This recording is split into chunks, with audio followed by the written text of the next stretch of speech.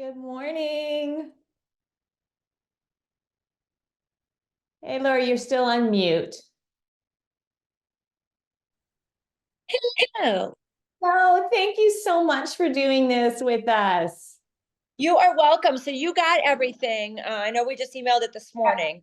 I You did. gonna put it on the screen because I won't know how to do any of that. Yeah, I can, yes, I can pull it up and then we can also just tell them that we'll share it afterwards as well. Okay. So that they'll get more of a chance to see it. But yeah, we can talk through it. So it's just you and I. We've got everyone else in the waiting room. I'm keeping an eye out. Franklin is joining us. So it'll sort of be the three of us in sort of a panel type setup. Excellent. Well, thank you so much for inviting me. And I've been wanting to meet you. I've heard the best things about you, obviously, from Chirag. So Oh, that's awesome. Well, same here. He speaks really highly of you as well. well, I'm excited. I'm also going to come out and do one of those days here very shortly. So we'll have some fun with that. Yeah, your video is just hiccuping a little bit. Is it still? Yeah, it's okay now. Okay. It's just that it's like Monday morning, the internet needs its coffee. Truly. I really believe, actually. Yes, yes. How's the weather for you? Uh, 75 and sunny today. Oh, So, that's good. I was on the East Coast last week, but I live in Southern California. And oh, we had rain all weekend, which marks about the third weekend in a row that it has rained. no, that was our last 2 years. The tiniest bit worried because our last 2 years were just rain, rain, rain. We haven't had any rain, and I'm not the best at getting our sprinklers going and getting all that stuff going. So I'm a little concerned that without the flooding that we've gotten, I'm not going to have the big yard that I would have liked because I'm not going to spend a ton of time watering. I have sprinklers, but my dogs have broken like three of the. I literally just got them last year too. My dogs have broken three of the heads, so they spray into my foundation, and I'm just like, oh God. Oh, that's we have artificial everything. So I would like that, but we have I when I got this, I bought it from a client of mine who had built it, but he hadn't spent any, and it's an acre and it's like a jungle. So I've had to break the jungle down and build. So yeah, oh, fairly heck. trashy, I will say. The house is nice. The yard was not his priority, and because it's big, it's taken some time too. I'm on my third year here now, so I'm hoping by the end of the summer it'll look good. Oh, I'm sure it will. I don't see Franklin in the waiting room, but I am going to let everyone else in because I believe in starting on time. And Nice. Okay. we'll kick it off from there. And I'll kick us off with a bit of an intro. Then I'll ask you to introduce yourself. And then we'll just start the conversation about how you approach working with sellers and just a very organic conversation. Okay. Okay, I'm going to admit everyone.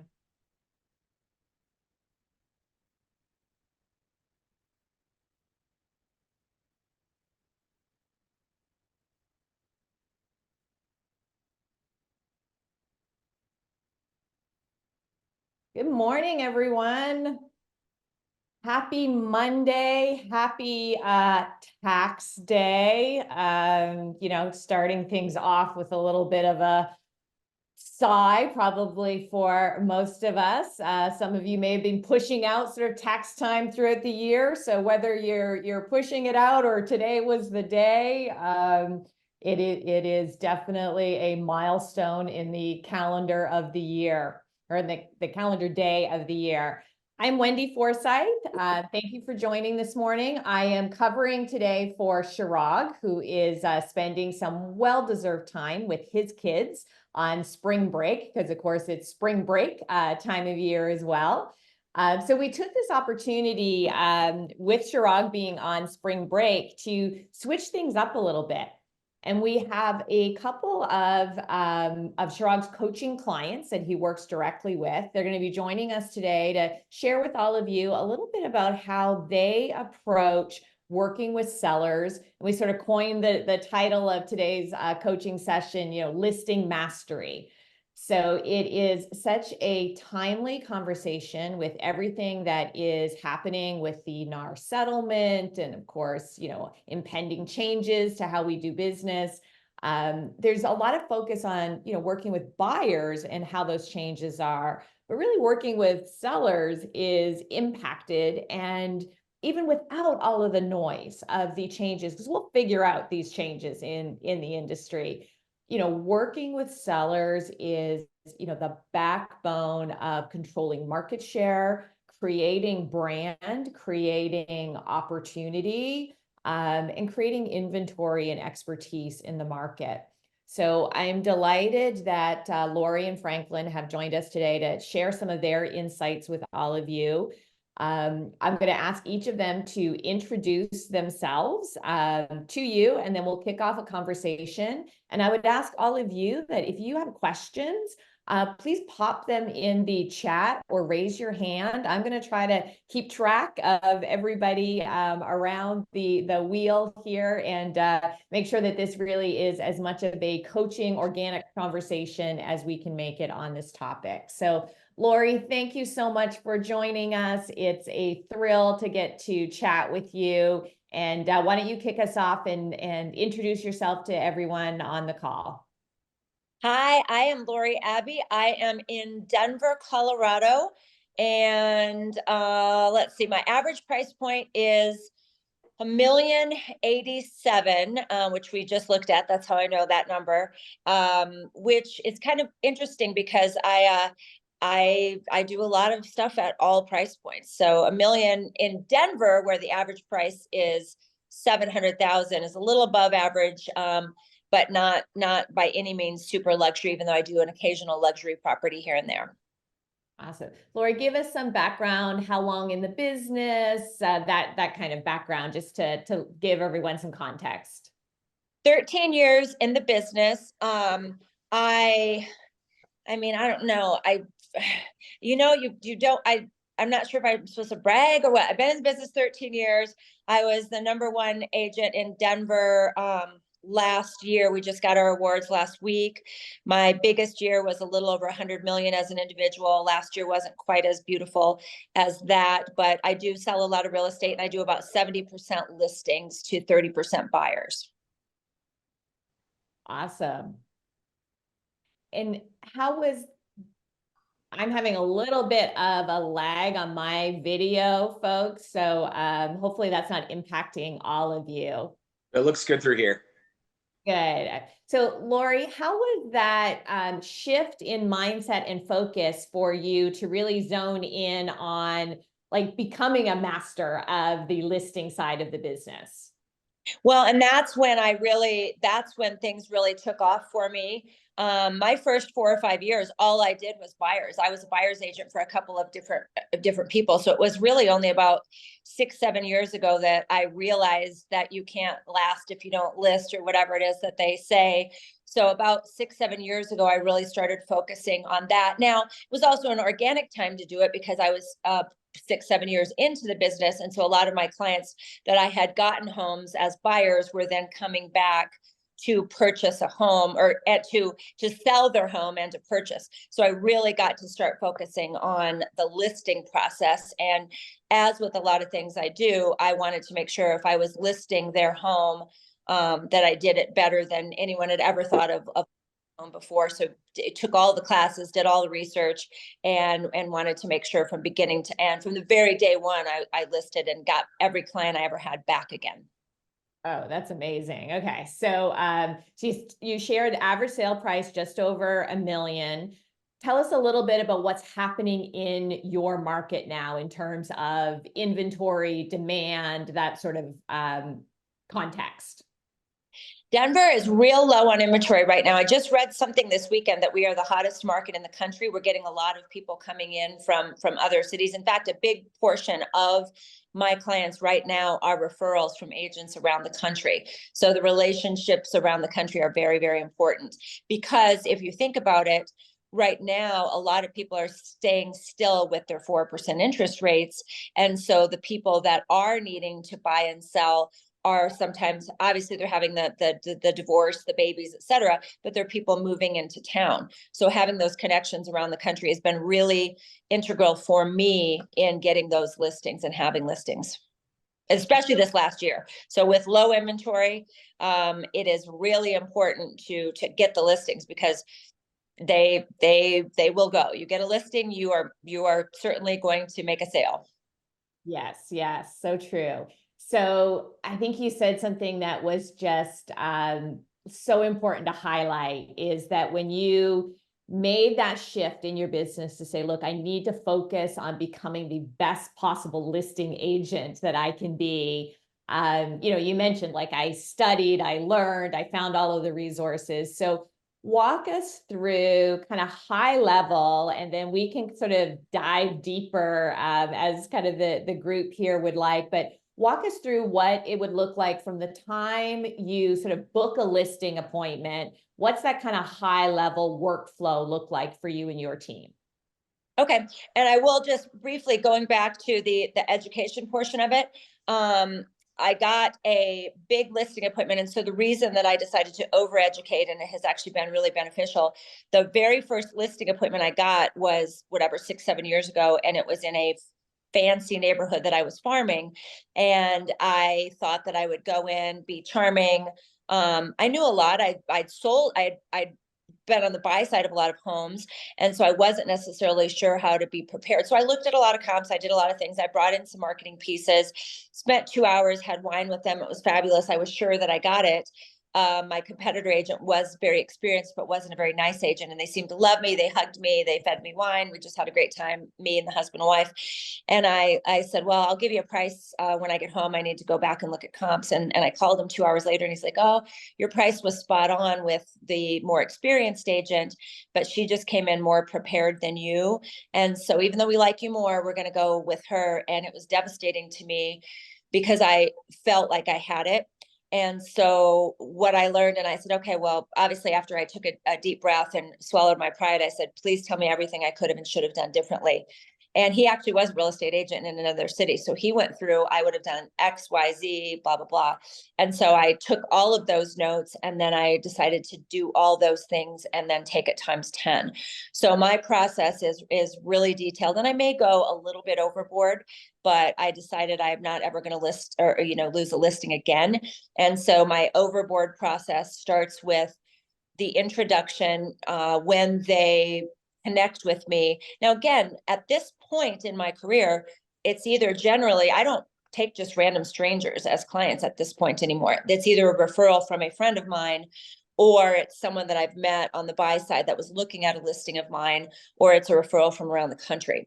And so the first thing I'll do, depending on their knowledge of me, is send an email introduction of myself with testimonials, with a video of me and kind of who I am. But again, depends on what level they know me. And then the next thing I'll do, I have, and I sent it to you, is I will forward a beautiful, well thought out, detailed email talking about why Compass is better, why I'm better, what we do. It has a flip book of the free marketing opportunities through Compass, as well as things that you can pay additional for. It has a flip book that has all the media. It has examples of listing tabletop books that I have done before. It talks a lot about my style, a little link to reviews of mine, etc. So I like to start off before they've even really had a deep conversation with me, showing them that I am the expert and really being impressive, because they know if my marketing email has that much detail, then obviously the thought is that I would know what I'm doing, and I put that much detail into selling their home. That's awesome. And everyone, we will share Lori's email, her intro email, and the flip book that she just mentioned up on the CSC community portal. So that will be there as a resource for you. All right. So we booked the appointment. You got an intro video. Are you recording that on your phone? Is that a video that is just pre-done? That's sort of the same video that goes out? Like, how personalized is that? This particular one is pre-done. This one I spent a lot of money to film.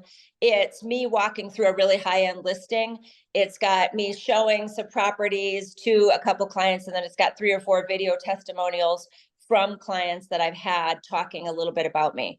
And then it's got me with my 4 dogs attacking me, et cetera. So just showing things that are important to me, and then also what my other clients think of me, so just so that when they have a conversation with me, they've already gotten an idea of who I am. Got it. Okay. So what happens next? So we got video, we got email, we got flip book. Then what happens? So then I finally make it in to have a conversation with them. But before I go in that conversation, again, this is my craziness of always being over prepared at this point, because I just really, it was so heartbreaking to lose that one. And so what I have found, and you guys all, I am positive, have found the same thing, is that every seller knows every house that has sold in the last 98 years in their neighborhood. They're all positive that theirs is 1,000 times nicer. They've forgotten the differences between theirs and the others. So I do come in with some really detailed comps, but then I also have a whole other section of comps prepared for everything that's sold, even similar in the last 3 years, 4 years. And then I'd like to even, if possible, depending on the neighborhood, look back up to 5 years and print some stuff out, because again, they always have a misperception of how their home compares to other homes. So when they say, well, my house should be priced at 2 million because of this house. And then I say, well, this house over here has a 3-car garage. Yours doesn't. This one has a basement. Yours doesn't. This one is 3,000 square feet bigger, et cetera, because they don't know those things. They drive by, they see the price, they think theirs is nicer, and that's how it goes. So I like to have really irrefutable evidence for what they always come up with. Here's another thing that happened recently, which I've been doing a lot more of lately. There are a lot of people that are kind of on the cusp of one neighborhood versus another. And so what I'm dealing with right now is a home where it should be listed for about 2.7, but they think it's worth 3. They're a home of their same floor plan and their same builder sold 3 blocks away for 3.2. Well, this street right here on the edge is the cutoff. So I had to show the price per square foot of their neighborhood versus the price per square foot of the neighborhood literally 3 blocks down. You guys all know there's a lot of neighborhoods that have a street that's the cutoff.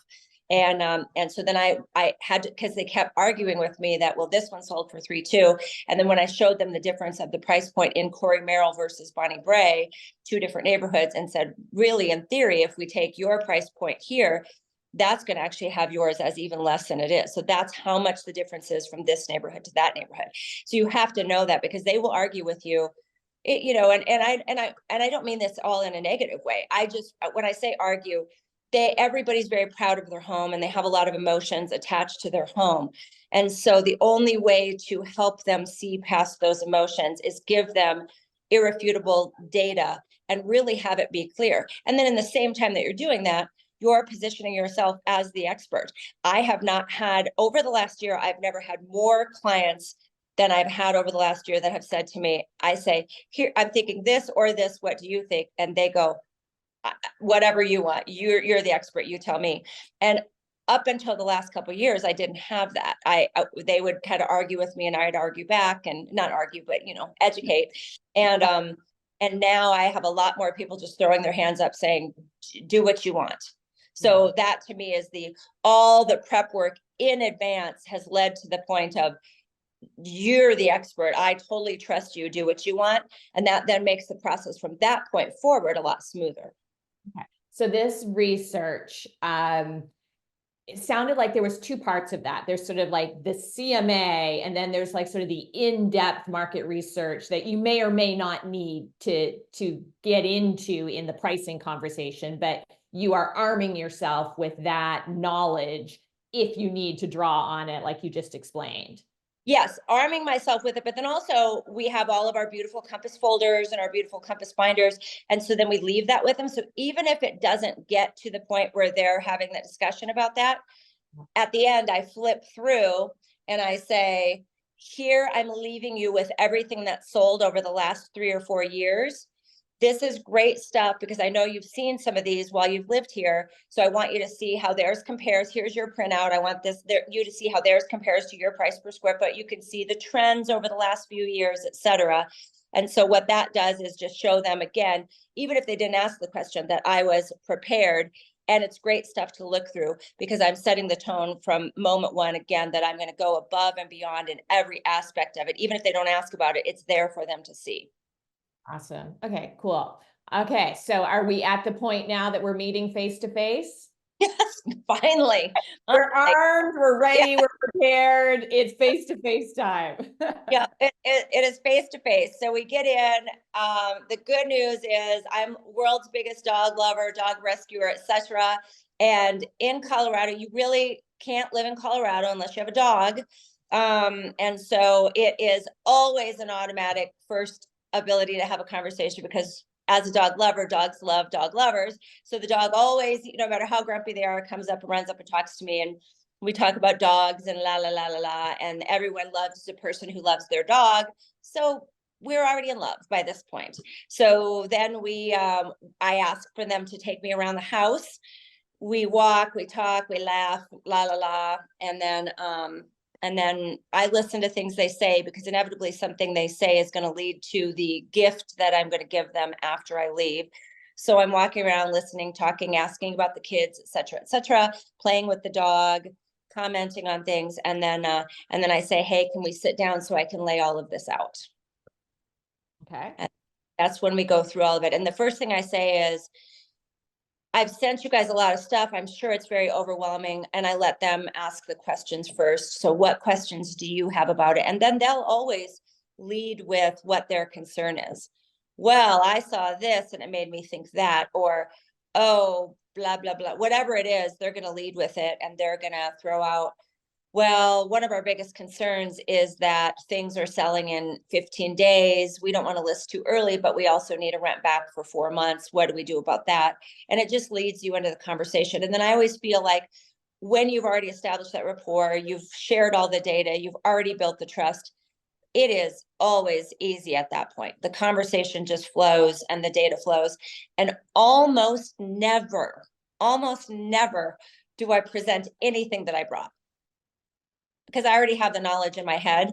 So I'm talking, they're saying this, I'm saying, well, that house was like yours, but it had one extra garage spot that's going to be worth about this.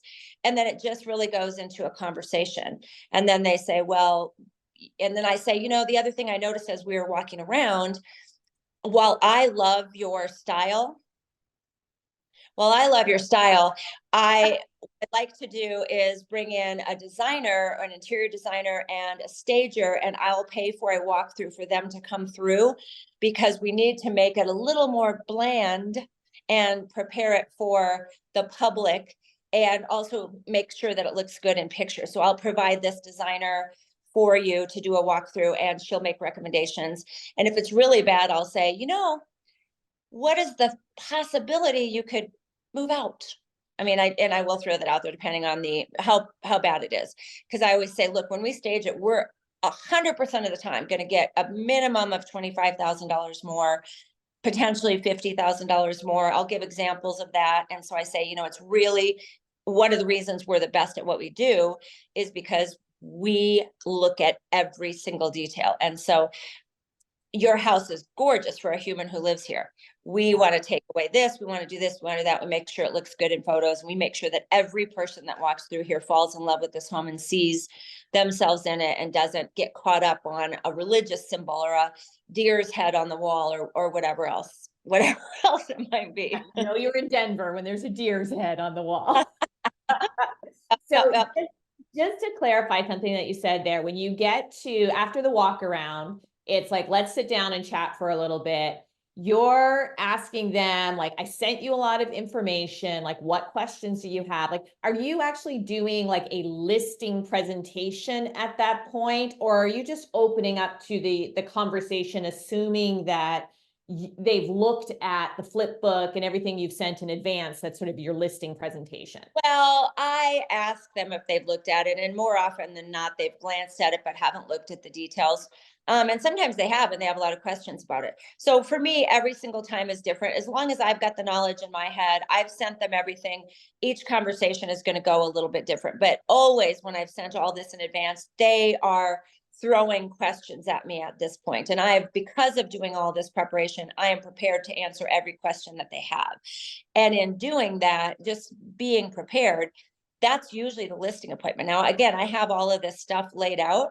So they're going to ask, well, what do you do for marketing? Well, what about this? How's this? Well, how do you compare to this? And how many houses have you sold here? How do you think ours compares to this? So the listing presentation happens organically because I built the trust.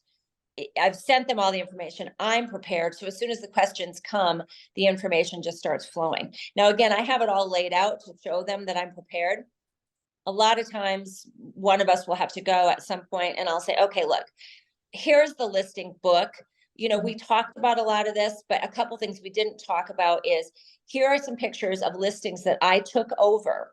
So when I'm talking to you about staging, I also give them a handyman for a day. So I say, look, we'll walk around.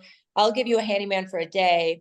I'm going to walk around with the designer and we're going to say, hey, we want to prepare this little thing. We want to repair this little thing. If it's more than a day's worth of repair, you know, I'm going to ask you guys to take care of it. But if we can get a lot of this done in a day with my handyman, we're going to make sure all of this stuff is handled. And so, like, for example, I looked over there and that tile's broken. We don't want a broken tile in the kitchen.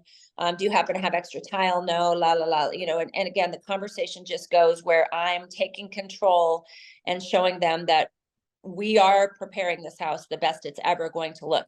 Then in the book, I'll flip to a page where there's 4 or 5 listings that I've taken over where they couldn't get their price. We took over, we did a little handyman work, did a few upgrades, staged it, and sold it for the same price or higher that it had been sitting at just by doing a few little things.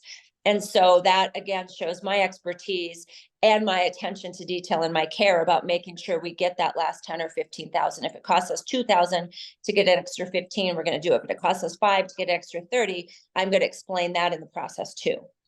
Makes sense. Makes sense. Lastly, pay for staging if it's a full price listing, or if it's a full price commission. If they're going to beat me up on anything, I am not paying for the staging. And sometimes depending on the price point and depending on the person, I'll make them split it with me. I did have a $5 million one recently where the staging was like 15. I'm not paying for that.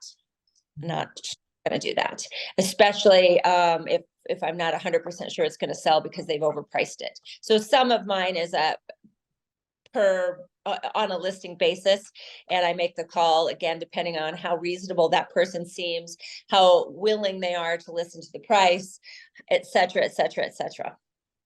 Okay. All right. Let me just do a check here. Franklin, are you on the call? I don't. Yeah, I'm here. Oh, okay. Sorry. I'm looking for your name. It's coming up under I Benjamin. know. I'm as my son today. Oh, right now. got it. Benjamin Well, my Farr. apologies for not bringing you into the conversation I'm soon. so sorry. Well, I was loving everything Lori said too. And like literally almost everything she said so far, I can echo. I can echo and I can get behind why it. don't you jump in and give us an intro and then like give us some of your magic and my apologies for not bringing you in from the beginning. No, you're fine. You're fine. My wife would call it magic too. So Nashville, Tennessee, born and raised, 5th generation Jewish. So being a Southern Jew has been amazing. And being here in Nashville, I've had the pleasure of watching this city absolutely explode and become the best city that can possibly be. I got into business right out of college, and actually I got a job out of college as an intern at a local all boys high school. And 2 months in, woke up one day at like 5 a.m. I looked at myself in the mirror and I just didn't like the person I saw. And so for me, it was one of those moments in life like you never forget. And I went into work, quit, walked out, went home, cried myself to sleep, woke up the next day and went to real estate school. My father and I had talked about it, and he said, so what are you going to do now? I said, I think I'm going to go into real estate. And he said, it's actually a pretty good time to do it. Everyone's getting out of the business. So to me, it just made so much sense. And the way I'm programmed, I'm not a black and white person. I'm a very emotional and passionate individual. And so I could have done commercial real estate, but I think people who do commercial have no souls. So I don't. Listen, I love my commercial agent friends, but they're just a different breed. They're a So for different me, breed, they're a yes. different breed. And so for me, it just made sense. Helping someone find home or transition to another home, it spoke to me. And I think that, in essence, kind of blossomed into really how we do our business today. We are trust first people.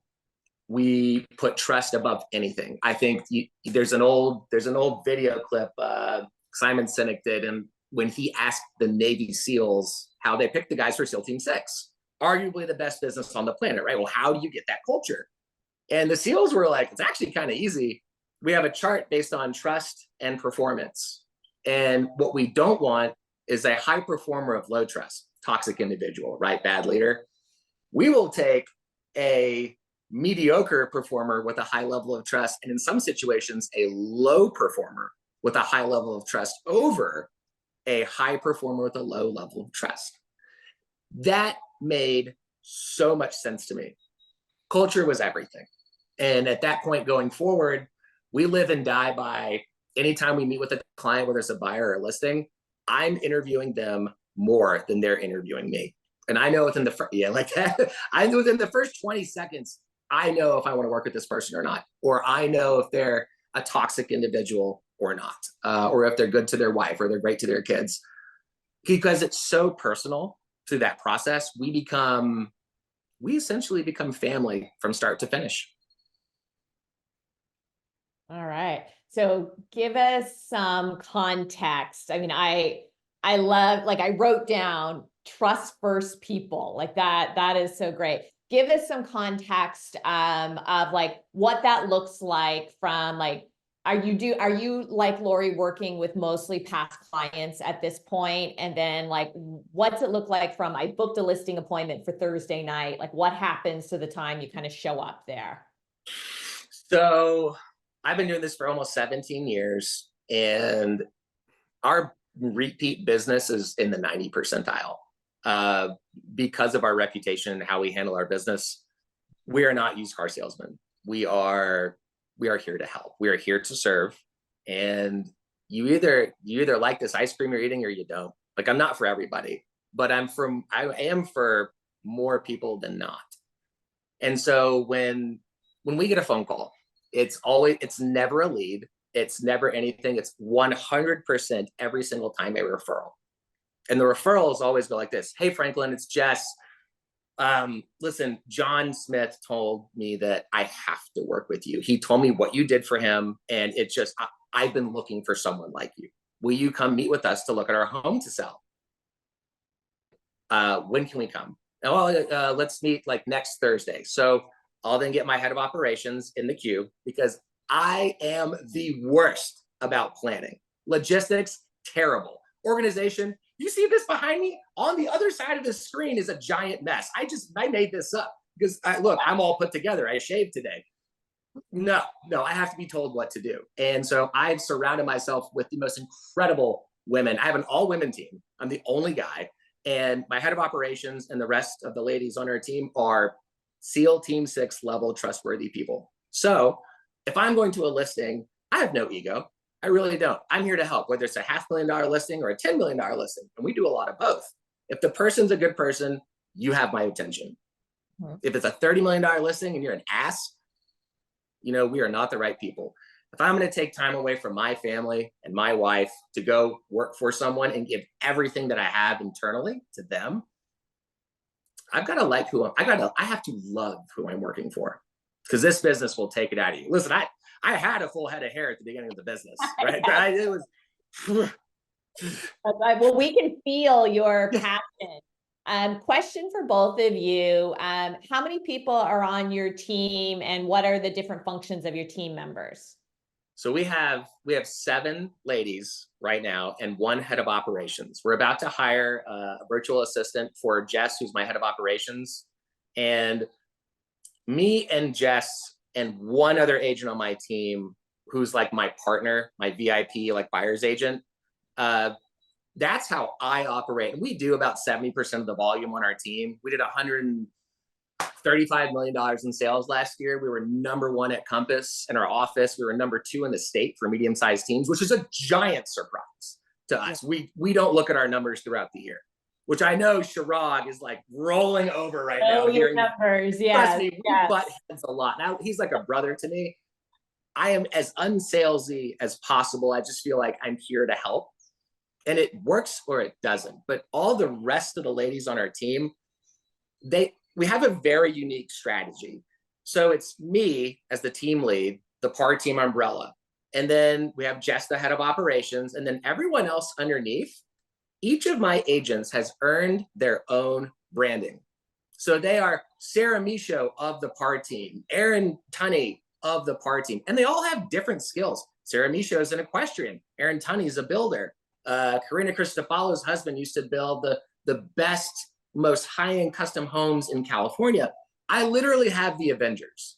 Every single person has their own superpower, and it's never cross-pollinating. Everyone's doing their own thing, and they love being a part of the family we've created. Finding a good culture is the hardest thing in the world to do, which is why it's the best thing to do, right? Finding and creating, right? Finding, creating, and maintaining, right? Yeah. All of those things. And everyone, I know that we're at time. We're gonna go just a couple extra minutes. So if you can hang out with us for another 3 or 4 minutes, that would be great. Franklin, let me ask Lori just to quickly describe her team. I have a virtual assistant I just hired a week ago, an actual licensed assistant, an unlicensed, a part-time assistant, and a working person. So my team is really just support staff at this point, but now one of my assistants is licensed. Is your marketing person a full-time for you or a contract?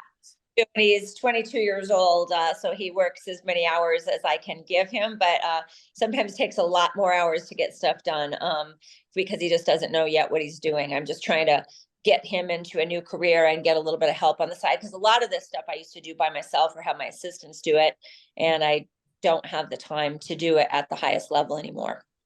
Makes sense. Makes sense. So guys, in closing, what advice would you share with your colleagues from across the country here on the call today about going into the sort of late spring, depending on maybe early spring in some markets, but let's just say spring and summer markets specifically? How are you guys thinking about the next 90 days in your business? And then what advice would you share with that thinking in mind? You want to go, Lori? All I was going to say is what I'm doing right now is trying to get in touch with all of my clients. I'm going to have an event right now because I think it's really important to, a lot of people don't know things, and I want to get in front of everybody and educate them. So I thought we would do an event where we could have somebody come and take pictures of their dogs, have some wine, and answer questions. So I want to just do a really quick reconnection with everybody and talk about the inventory situation, because the media shares just so much information that scares people. And so I want to get in front of them and educate them myself. All right, Franklin, how about you? Yeah, some words of advice. 2 things. One's mentally and one's physically. Mentally, you can become a multi-millionaire in sales by being salesy. But if you're salesy, when you die one day, no one's coming to your funeral. They won't care. If you approach it with heart and passion, my coach in college used to say, heart beats talent any day of the week, especially in bad weather. So when you have that, and you're able to put your time in baskets that it needs to be, and you can prioritize. The second thing, which is more physical, is up your game. This book, I don't know if you guys have seen this yet. This is our $10 million listing. When we have a client that flies in on a private jet and I get to go pick them up, I say, welcome, I'm so excited to show you 235 Robin Hill. And in here is an LCD screen with a video of the listing. And this is for them. It's a little bit about us and how fun we are, and some renderings of the property, some real pictures. But guys, you can never stop elevating. Ever. The technology out there, it's there, it exists. And if you are afraid to spend money, you're going to get stuck behind. Spend money, appropriately, do the research, do your homework. Like Lori said, like she brings a gun to a knife fight, right? Like she doesn't show up empty-handed. And Lori, I did that one time too. I thought I had the listing and I got the call the next day. I was so torn up because I thought I knocked it out of the park, but I was lazy and I didn't come prepared and I knew my stuff. I just didn't bring my homework to show it. So get your mind right, get your content right, and just make sure that you always want to know, like, do business as if your children were watching you. Or if yourself 75 years from today is looking back on you to see if they can be proud of you or not. If you can do that, everything else is cake. Great advice. Great advice. I want to give a huge thank you to both of you. I know how valuable your time is. Thank you for spending some of it with all of us today. It was super interesting and exciting to hear your perspective on how you're focusing your businesses. And we're so just proud and honored to have you as part of the CSC communities. So thank you so much. And thank you everyone for tuning in. The recording and the resources will be available on the CSC community website later today or first thing tomorrow. We'll have them up within a day. So you'll be able to see some of the resources that Lori has shared with us. So have a great day, everyone. Take care. Bye.